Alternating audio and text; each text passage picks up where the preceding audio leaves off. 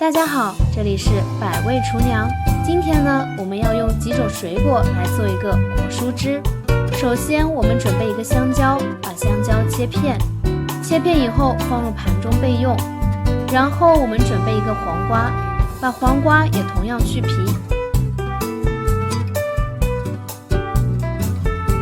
去皮以后给它切片。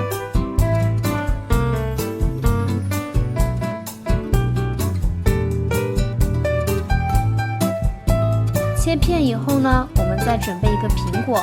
苹果首先要削皮，然后把它切成块。切成块以后去核，去核以后我们把它同样切成块。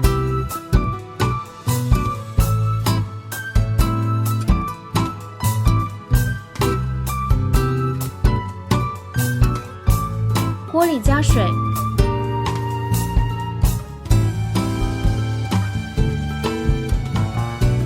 水里放入菠菜焯水，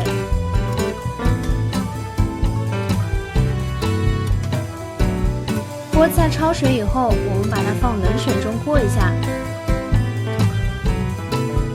然后把它切成菠菜块。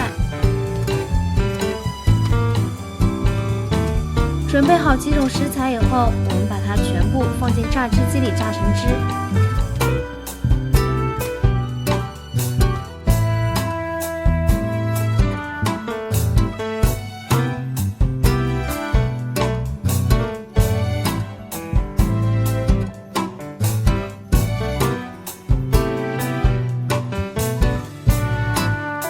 这道非常简单的果蔬汁就做好啦！